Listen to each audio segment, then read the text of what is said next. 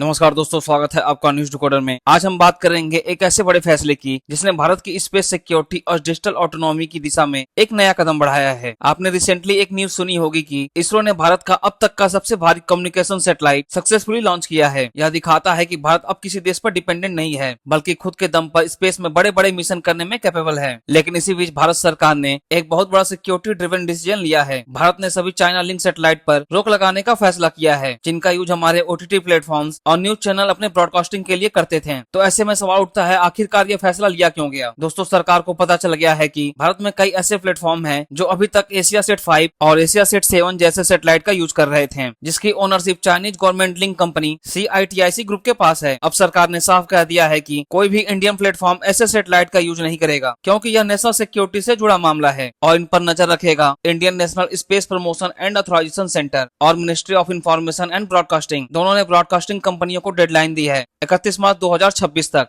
यानी इस तारीख से पहले सभी प्लेटफॉर्म को चाइनीज लिंक सैटेलाइट से हटकर या तो इंडियन सैटेलाइट जैसे कि GSAT 30 या GSAT 17 पर या फिर किसी ट्रस्टेड वेस्टर्न सैटेलाइट पर शिफ्ट होना होगा। इस कदम का असर खास तौर पर जी एंटरटेनमेंट, जियो स्टार और कुछ रीजनल ब्रॉडकास्टिंग कंपनियों पर पड़ेगा, जो अभी तक चाइनीज सैटेलाइट से सिग्नल ले रही थी। रिपोर्ट्स के मुताबिक ये कंपनियां पहले से ही अपने सिस्टम्स को इसरो के GSAT सैटेलाइट पर शिफ्ट करने की तैयारी शुरू कर चुकी है। अगर ये माइग्रेशन समय से पूरा हो जाता है तो OTT प्लेटफॉर्म या टीवी चैनल देखने वालों को कोई दिक्कत नहीं होगी। लेकिन अगर 31 मार्च 2026 तक ये शिफ्ट नहीं हुआ तो कुछ चैनल या OTT सर्विसेज टेम्पोररी बेसिस पे इफेक्टेड हो सकते हैं। दोस्तों, सरकार ने हाल में ही ट्रस्टेड सोर्सेज फ्रेमवर्क लागू किया है। इसका मतलब है कि देश के क्रिटिकल इंफ्रास्ट्रक्चर जैसे कि टेलीकॉम और सैटेलाइट नेटवर्क किसी भी विदेशी कंट्रोल से मुक्त रहेंगे, क्योंकि खतरा यह है कि फॉरेन कंट्रोल सैटेलाइट हमारे कम्युनिकेशन डाटा को इंटरसेप्ट या स्पाई कर सकते हैं। चाइनीज कंपनी CITIC ग्रुप का ओनरशिप होने की वजह से एशियासेट सैटेलाइट को अब अनट्रस्टेड वेंडर की कैटेगरी में रखा गया है। भारत ने 2023 में नेशनल स्पेस पॉलिसी लाई थी, जिसके अंडर यह क्लियरली मेंशन था कि हमें डोमेस्टिक कंट्रोल स्पेस सर्विसेज को बढ़ावा देना है। यानी ब्रॉडकास्टिंग या कम्युनिकेशन से जुड़े कामों में भारत खुद की सैटेलाइट और सिस्टम का यूज करेगा, ताकि कोई भी विदेशी देश हमारे डाटा या कम्युनिकेशन पर नजर न रख सके। पर यह शिफ्ट आसान नहीं है। सैटेलाइट माइग्रेशन के दौरान हार्डवेयर कंपेबिलिटी, फ्रीक्वेंसी बैंड और सिग्नल कॉन्फ़िगरेशन जैसी टेक्निकल प्रॉब्लम आती हैं। साथ ही ब्रॉडकास्टिंग कंपनियों को हार्डवेयर अपग्रेड और न्यू सैटेलाइट लीजिंग पर बड़ा खर्च करना पड़ेगा। लेकिन इसका फायदा भी है। इससे इसरो और नए प्राइवेट स्टार्टअप को ग्रोथ करने का मौका मिलेगा। भारत के पास खुद की स्पेस कैपेसिटी बढ़ाने और नई लॉन्चेज करने का इंसेंटिव मिलेगा। लेकिन साथ ही साथ इसका जियोपॉलिटिकल एंगल भी समझना बहुत ज्यादा जरूरी है। यह सिर्फ एक ब्रॉडकास्टिंग पॉलिसी नहीं, बल्कि एक बड़ा स्ट्रेटेजिक मूव है। भारत धीरे धीरे चाइना से स्ट्रेटेजिक डीकपलिंग कर रहा है। जैसे पहले हमने हवाई और जेटी को